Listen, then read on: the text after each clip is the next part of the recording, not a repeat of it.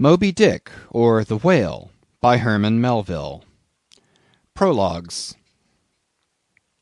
Etymology, supplied by a late consumptive usher to a grammar school. The pale usher, threadbare in coat, heart, body, and brain, I see him now. He was ever dusting his old lexicons and grammars with a queer handkerchief, mockingly embellished with all the gay flags of all the known nations of the world. He loved to dust his old grammars. It somehow mildly reminded him of his mortality. Quote, "While you take in hand to school others, and to teach them by what name a whale-fish is to be called in our tongue, leaving out through ignorance the letter H, which almost alone maketh the signification of the word, you deliver that which is not true." Hakluyt. Quote, "Whale, Swedish and Danish hval. This animal is named from roundness or rolling, for in Danish hvalt is arched or vaulted." Webster's Dictionary. Quote, "Whale, it is more immediately from the Dutch and German valen, Anglo-Saxon valvian, to roll, to wallow." Richardson's Dictionary. Keitos, Greek. Ketus, Latin. Whale, Anglo-Saxon. Hvalt, Danish. Val, Dutch. Hval, Swedish. Hvale, Icelandic. Whale, English. Baleine, French. Balena, Spanish. Piki Nui Nui, Fiji. Piki Nui Nui, Arromanguin. Extracts, supplied by a sub-librarian. It will be seen that this mere painstaking burrower and grubworm of a poor devil of a sub-sub appears to have gone through the long Vaticans and street stalls of the earth, picking up whatever random allusions to whales he could anyways find in any book whatsoever, sacred or profane. Therefore you must not, in every case at least, take the higgledy-piggledy whale statements, however authentic, in these extracts, for veritable gospel cetology. Far from it. As touching the ancient authors generally, as well as the poets here appearing, these extracts are solely valuable or entertaining, as affording a glancing bird's-eye view of what has been promiscuously said, thought, fancied, and sung of Leviathan by many nations and generations, including our own.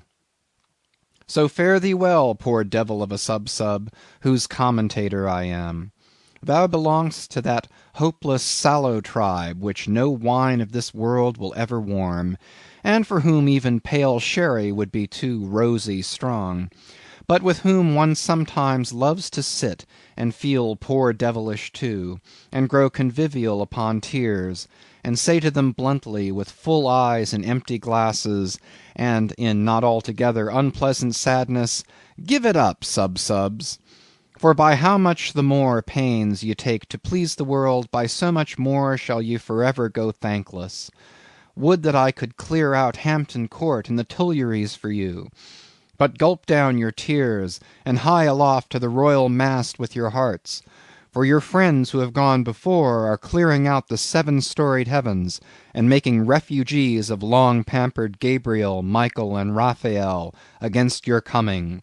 Here you strike but splintered hearts together, there you shall strike unsplinterable glasses." Extracts. Quote, "And God created great whales." Genesis. Quote, "Leviathan maketh a path to shine after him, one would think the deep to be hoary." Job. Quote, "Now the Lord had prepared a great fish to swallow up Jonah." Jonah. Quote, "There go the ships, there is that Leviathan whom thou hast made to play therein." Psalms. Quote, In that day the Lord with his sore and great and strong sword shall punish Leviathan the piercing serpent, even Leviathan that crooked serpent, and he shall slay the dragon that is in the sea. Isaiah.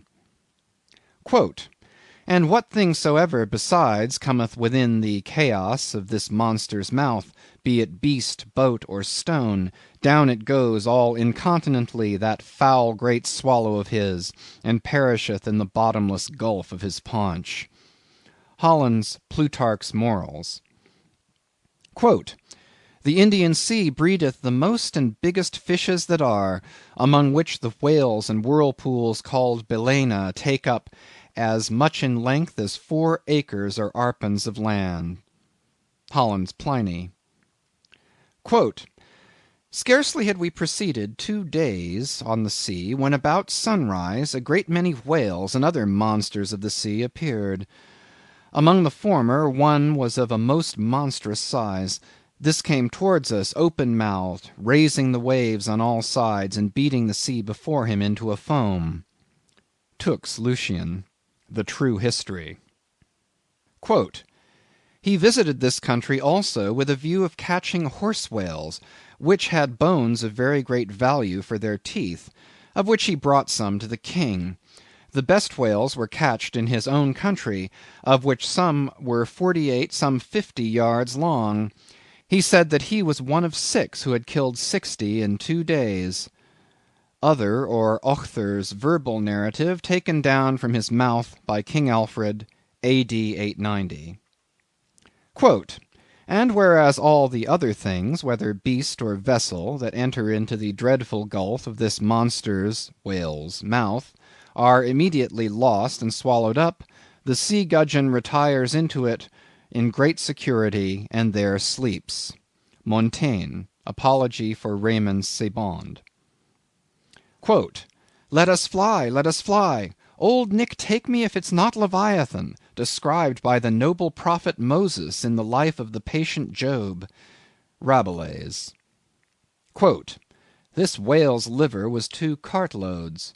Stow's Annals. Quote, the great Leviathan that maketh the seas to seethe like boiling pan. Lord Bacon's version of the Psalms. Quote, touching that monstrous bulk of the whale or orc we have received nothing certain. They grow exceeding fat, insomuch that an incredible quantity of oil will be extracted out of one whale. Ibid, History of Life and Death. Quote, the sovereignest thing on earth is Parmacetti for an inward bruise. King Henry. Quote, very like a whale. Hamlet. Quote, which to secure no skill of leech's art, mote him avail but to return again to his wound's worker, that with lowly dart, dinting his breast, had bred his restless pain, like as the wounded whale to shore flies through the main. The Fairy Queen. Quote, immense whales, the motion of whose vast bodies can in a peaceful calm trouble the ocean till it boil. Sir William Davenant, Preface to Gondibert. Quote, what spermaceti is, men might justly doubt, since the learned Hosmanus, in his work of 30 years, saith plainly, nescio quid sit. Sir T. Brown, of Spermaceti and the Spermaceti whale, vide his V.E. Quote, like Spencer's Talus with his modern flail, he threatens ruin with his ponderous tail. Their fixed javelins in his side he wears, and on his back a grove of pikes appears. Waller's Battle of the Summer Islands.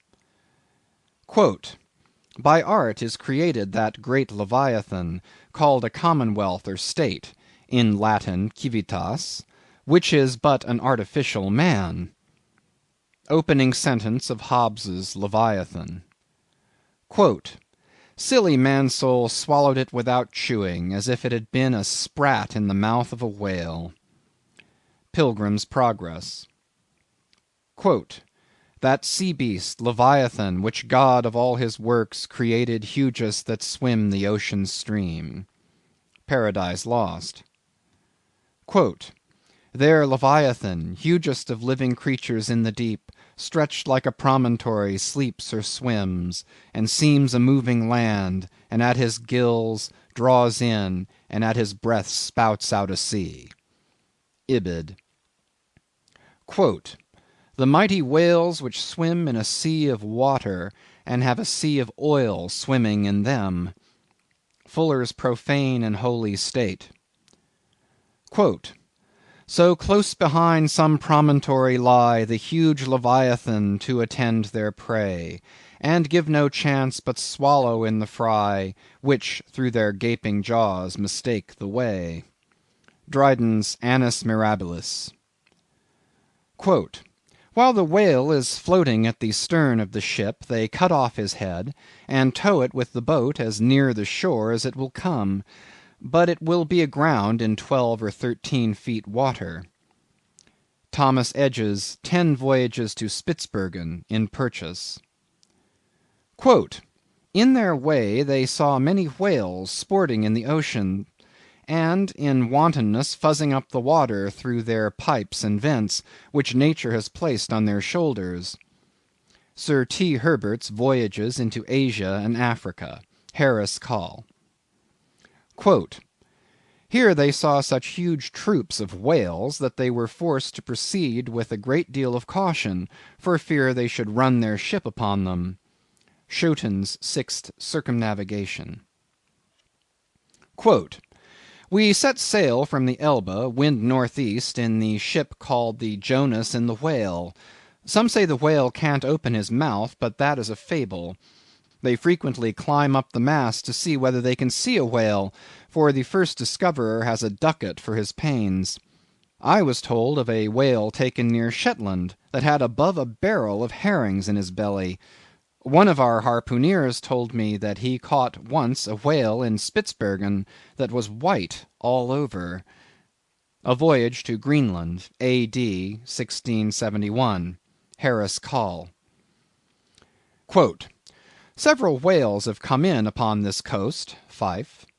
Anno 1652, one 80 feet in length of the whalebone kind came in, which, as I was informed, besides a vast quantity of oil, did afford 500 weight of baleen. The jaws of it stand for a gate in the garden of Pitferren. Sibbald's Fife and Kinross. Quote, myself have agreed to try whether I can master and kill this spermaceti whale, for I could never hear of any of that sort that was killed by any man, such as his fierceness and swiftness. Richard Straffer's Letter from the Bermudas, Philosophical Transactions, A.D. 1668. Quote, whales in the sea god's voice obey. N.E. Primer. Quote, we saw also abundance of large whales, there being more in those southern seas, as I may say, by 100 to 1, than we have had to the northward of us. Captain Cowley's Voyage round the Globe, A.D. 1729. Quote, and the breath of a whale is frequently attended with such an insupportable smell as to bring on a disorder of the brain. Ulloa's South America. Quote, to 50 chosen sylphs of special note, we trust the important charge, the petticoat. Oft we have known that sevenfold fence to fail, though stuffed with hoops and armed with ribs of whale. Rape of the Lock. Quote, if we compare land animals in respect to magnitude with those that take up their abode in the deep, we shall find that they will appear contemptible in the comparison. The whale is doubtless the largest animal in creation. Goldsmith, Natural History. Quote, if you should write a fable for little fishes, you would make them speak like great whales. Goldsmith to Johnson. Quote, in the afternoon we saw what was supposed to be a rock, but it was found to be a dead whale, which some Asiatics had killed and were then towing ashore. They seem to endeavor to conceal themselves behind the whale in order to avoid being seen by us. Cook's Voyages. Quote, "The larger whales they seldom venture to attack.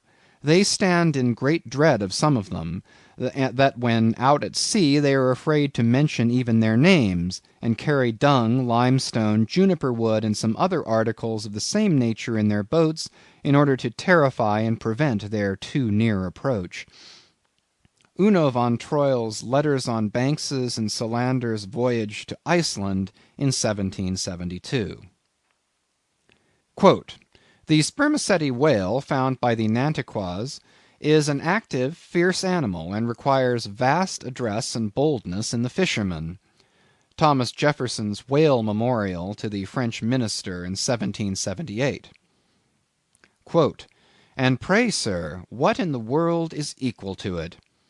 Edmund Burke's reference in Parliament to the Nantucket whale fishery. Quote, "Spain, a great whale stranded on the shores of Europe." Edmund Burke, somewhere. Quote, "A 10th branch of the king's ordinary revenue, said to be grounded on the consideration of his guarding and protecting the seas from pirates and robbers, is the right to royal fish, which are whales and sturgeon; and these, when either thrown ashore or caught near the coast, are the property of the king." Blackstone. Quote, "Soon to the sport of death the crews repair, Rodmond unerring o'er his head suspends The barbed steel, and every turn attends." Falconer's Shipwreck.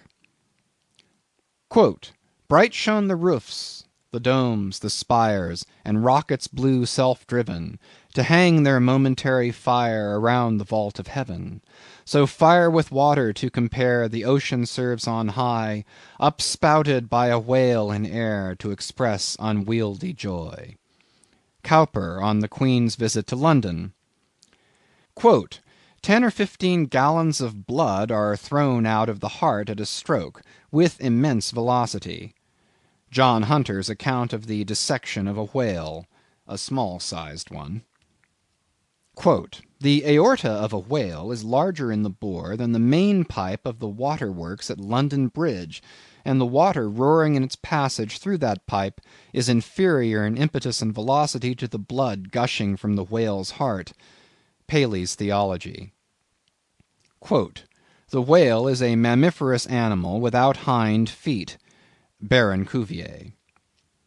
Quote, "In 40° south we saw spermaceti whales, but did not take any till the 1st of May, the sea being then covered with them."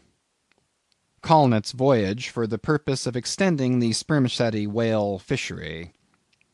Quote, "In the free element beneath me swam, floundered and dived, in play, in chase, in battle, fishes of every color, form, and kind, which language cannot paint, and mariner had never seen, from dread Leviathan to insect millions peopling every wave, gathered in shoals immense, like floating islands, led by mysterious instincts through that waste and trackless region, though on every side assaulted by voracious enemies, whales, sharks, and monsters, armed in front or jaw, with swords, saws, spiral horns, or hooked fangs." Montgomery's World Before the Flood. "Io, Paean, Io, sing to the finny people's king. Not a mightier whale than this in the vast Atlantic is, not a fatter fish than he flounders round the polar sea." Charles Lamb's Triumph of the Whale. Quote, "In the year 1690 some persons were on a high hill observing the whales spouting and sporting with each other, when one observed, 'There, pointing to the sea, is a green pasture where our children's grandchildren will go for bread.'" Obed Macy's History of Nantucket. Quote, "I built a cottage for Susan and myself, and made a gateway in the form of a Gothic arch, by setting up a whale's jaw bones." Hawthorne's Twice Told Tales. Quote, "She came to bespeak a monument for her first love, who had been killed by a whale in the Pacific Ocean no less than 40 years ago." Ibid. "No, sir, 'tis a right whale," answered Tom. "I saw his spout. He threw up a pair of as pretty rainbows as a Christian would wish to look at. He's a raal oil butt, that fellow." Cooper's Pilot. "The papers were brought in, and we saw in the Berlin Gazette that whales had been introduced on the stage there." Eckermann's Conversations with Goethe. "My God, Mr. Chase, what is the matter?" I answered, "We have been stove by a whale." Narrative of the shipwreck of the whale ship Essex of Nantucket, which was attacked and finally destroyed by a large sperm whale in the Pacific Ocean. By Owen Chase of Nantucket, first mate of said vessel. New York, 1821. "A mariner sat in the shrouds one night, the wind was piping free, now bright, now dimmed was the moonlight pale, and the phosphor gleamed in the wake of the whale as it floundered in the sea." Elizabeth Oakes Smith. "The quantity of line withdrawn from the boats engaged in the capture of this one whale amounted altogether to 10,440 yards, or nearly 6 English miles. Sometimes the whale shakes its tremendous tail in the air, which, cracking like a whip, resounds to the distance of 3 or 4 miles." Scoresby.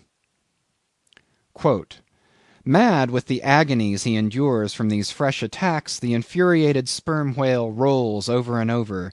He rears his enormous head, and with wide expanded jaws snaps at everything around him.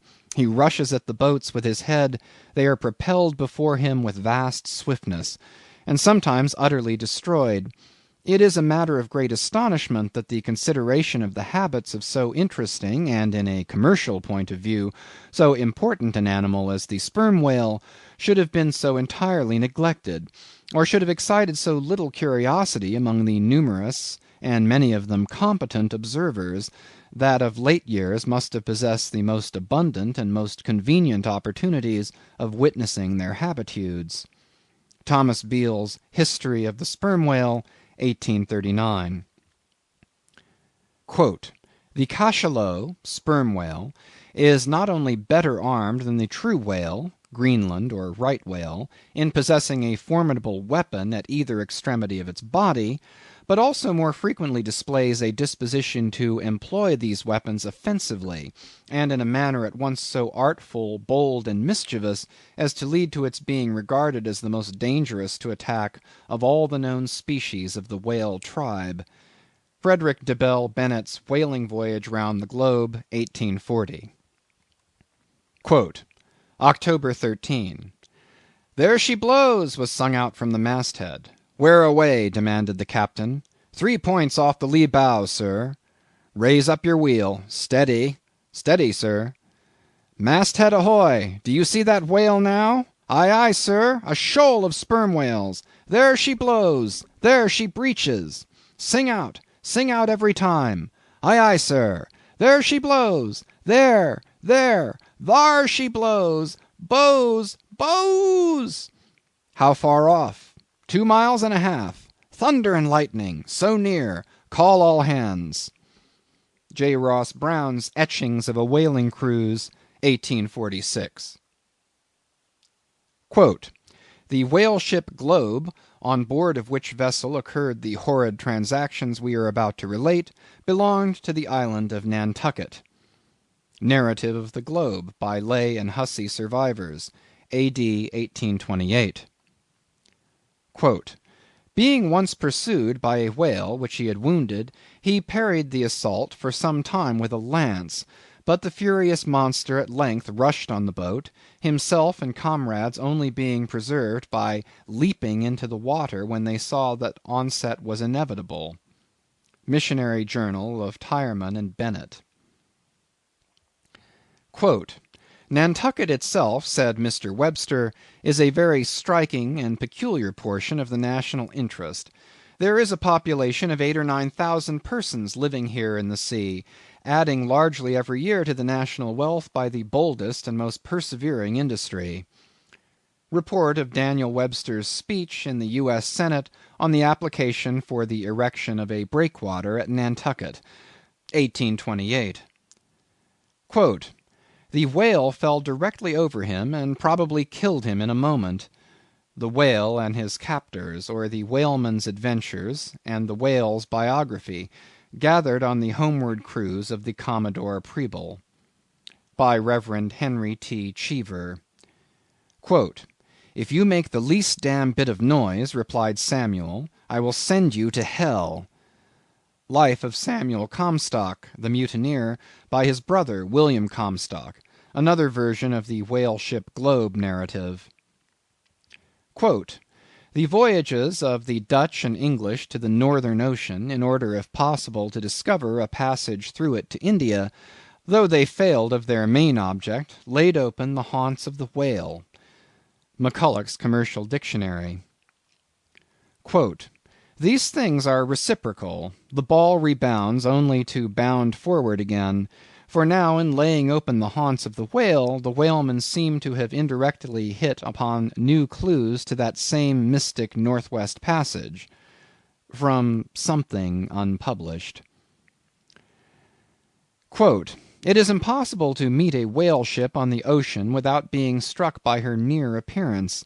The vessel under short sail, with lookouts at the mastheads, eagerly scanning the wide expanse around them, has a totally different air from those engaged in regular voyage." Currents and Whaling, U.S. XX. Quote, "Pedestrians in the vicinity of London and elsewhere may recollect having seen large curved bones set upright in the earth, either to form arches over gateways or entrances to alcoves, and they may perhaps have been told that these were the ribs of whales." Tales of a Whale Voyager to the Arctic Ocean. Quote, "It was not till the boats returned from the pursuit of these whales, that the whites saw their ship in bloody possession of the savages enrolled among the crew." Newspaper account of the taking and retaking of the whale ship Hobomack. Quote, "It is generally well known that out of the crews of whaling vessels, American, few ever return in the ships on board which they departed." Cruise in a whale boat. Quote, "Suddenly a mighty mass emerged from the water, and shot up perpendicularly into the air. It was the whale." Miriam Coffin, or the Whale Fisherman. Quote, "The whale is harpooned, to be sure, but bethink you how you would manage a powerful unbroken colt with the mere appliance of a rope tied to the root of his tail." A chapter on whaling in Ribs and Trucks. Quote, "On one occasion I saw two of these monsters (whales), probably male and female, slowly swimming, one after the other, within less than a stone's throw of the shore (Tierra del Fuego), over which the beech tree extended its branches." Darwin's Voyage of a Naturalist. Quote, "Stern all!" exclaimed the mate, upon turning his head, and saw the distended jaws of the large sperm whale close to the head of the boat, threatening it with instant destruction. "Stern all for your lives!" Wharton, the Whale Killer. Quote, "So be cheery, my lads, let your hearts never fail, while the bold harpooner is striking the whale." Nantucket Song. Quote, "Oh, the rare old whale, mid storm and gale, in his ocean home will be, a giant in might, where might is right, and king of the boundless sea." Whale Song. End of Prologues.